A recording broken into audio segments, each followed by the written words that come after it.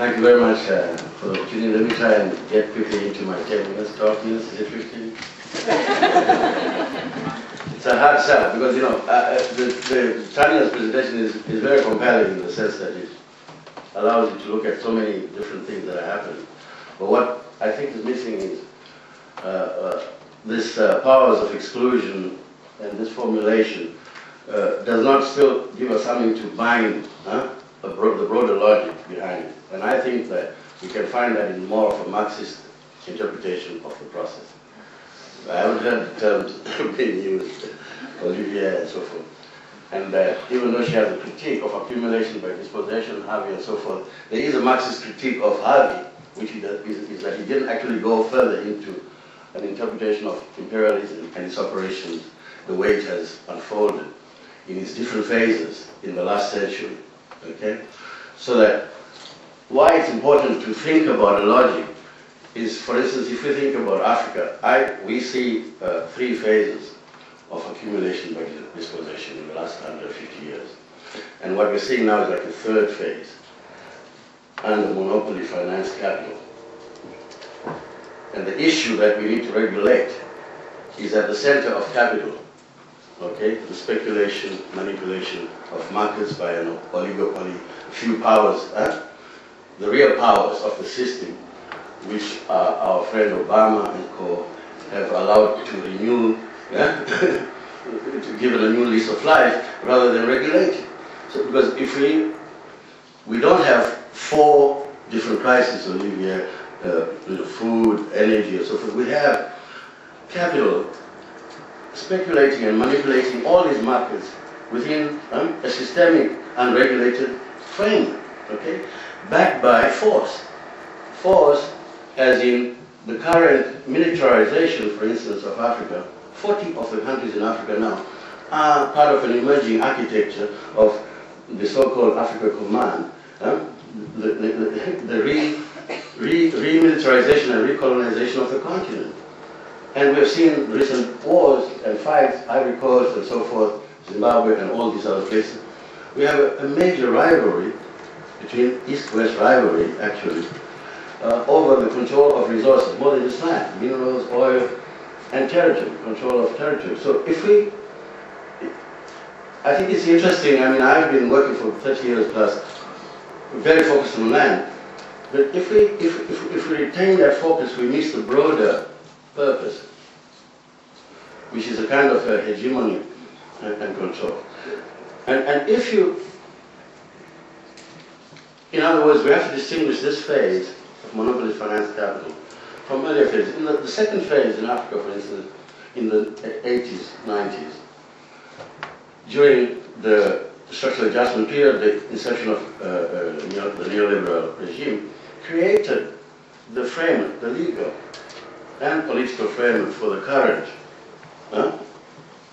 concessions of land. And there was a grab on a smaller scale, more or less led by local capital, elites, they call them capital, in alliance with external capital. Now it is external capital leading the process, okay?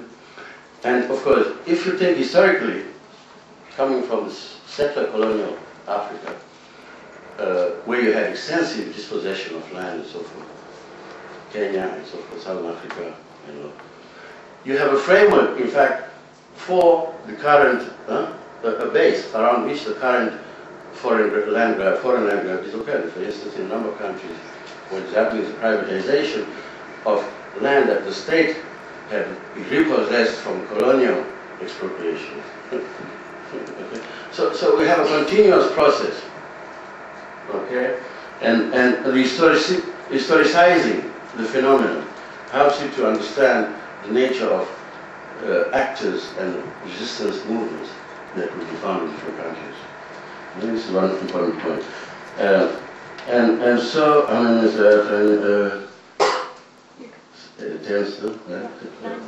no more.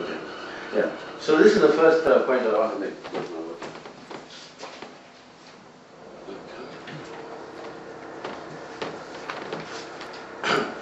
And because we have many papers and so forth, case studies, a lot of the literature is focused on very micro, local case studies, in fact, very specific land grabs in countries and regions. And very few, if you look at the literature, very few overviews of the country, of what is happening in countries, and even in regions that are coterminous, or regions that could be defined in different terms.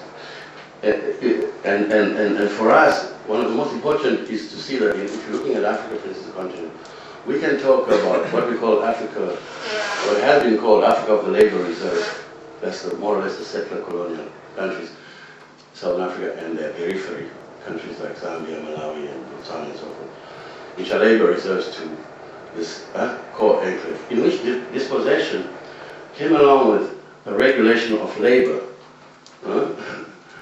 with all sorts of extra economic forces utilized, right, to enable continuous dispossession of land, okay, and to enable continuous super exploitation of labor. So there's a particularly systemic way which enables this. So even the different grabbing situations that you described, the emigration, which all, where's Paul Collins, is he here? This has become a new, the important subject. This emigration into the cities without jobs and so forth, an attempt to proletarianize without achieving a full proletarianization, the creation of all these funds, is part and parcel of one systemic unit, a systemic process. So we can describe them separately, but they're actually a systemic thing that is happening, which enables the continuous dispossession of different minerals, resources, and so forth, and the use of labor in that way. And so, moving from Southern Africa, for instance, we can look at the central and some parts of Central Africa, what we call the Africa of the concession companies, where the Belgians and so forth, sorry, I don't know about that. It's a Belgian mandate, sorry, it's not the country, but as a form of colonial capitalist penetration, right, was just brutal plunder and exploitation in enclaves, forced labor and so forth, creating no system. For instance, if you look at the taxation systems in the continent, you have variations between the different types of penetration of capital and the forms of settlement and so forth. So here again, in Congo, for instance, right now, the DRC, we have a very specific way in which, of course, Congo also has a part of it which is settler colonial, Katanga and this place where the Chinese, for instance, are getting lots of land and so forth. But you have a very different framework within which the land grabbing or mineral grabbing takes place. If you look historically at the way the political and economic structure has evolved over time. And thirdly, if you look at West Africa, fortunately there are many more West Africans here in this conference, we are Southern Africans. But you have what we would have called the Africa of the trade economy, the mercantile, where the peasants, there was so much resistance actually, although other historians would have said the mosquitoes helped the process. Robert Palmer should remember that in his days when he was still as young as I am now.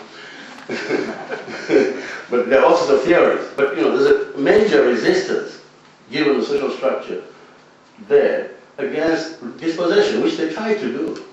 Lord Lugard, what he was called, I think. And of course, after 5 centuries of intensive slave dispossession of people, not land, you had a kind of a resistance that did not end up in the kind of dispossession that you find now. So the peasant framework, so the dispossession is actually goes beyond now the land question and labor. It goes into the dispossession around bioresources, control of seeds, water and all these things. So, in other words, all of these things are being commodified, okay?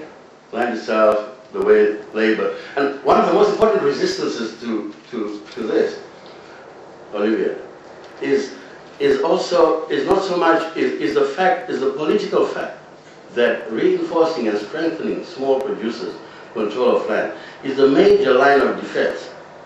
Not where efficiency or inverse relationship, the literature is so confused about that anyway. It's about the political organization, mobilization of people to organize land, and how to build the social benefits that you talk about. So we need a broader framework. And therefore, I would argue that if we look at all of this, what we should really think about is, we're talking about a major scramble throughout the world, but in Africa it is a very specific definition. It's a major inter-imperialist rivalry. Yes, and, you know, for example, the literature would like to have us oppose China against Europe. So here are all these conferences and all African scholars are running around condemning India, China, not only about land grabbing, but they eat too much food, that's why there was a crisis and so forth, rather than the core, because, you know, it was not a supply and demand problem that emerged naturally, the food prices and all that. It was a manipulation of commodities, all of the series of commodities that created the crisis. And for Africa, unlike most of the Asian countries, compelled infrastructure adjustment destroyed the whole production system under development of the whole structure of production. So you have a supply problem within Africa which is compelled by the so-called market-based food security policies. Okay? All right? So what we're dealing with is not so much something that we should focus on actors as in this country or that country, which one is better. Paul Corey, I wish he was here, I would like him to. But he says, he takes this debate to the ridiculous, that, okay, the land grabs, okay, because most of the land that's being grabbed, by the way, is not actually being used. And this is also not new, because land grabs in Southern Africa, there was less than 30% of the land is used up to now. 40% in South Africa, was in Zimbabwe and all Kenya and all these places. So this is not new.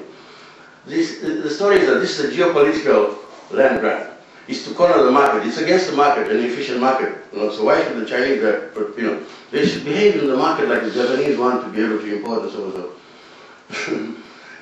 You know, and the remedy is to auction African land to foreign capitalists, rather than have big geopolitical things, okay? This is one very convincing argument that is being imposed on some of the governments which they accept. Let's create large-scale farming and have an efficient market in which to deal with the dispossession and the creation of large-scale farming. Okay. Now, to conclude,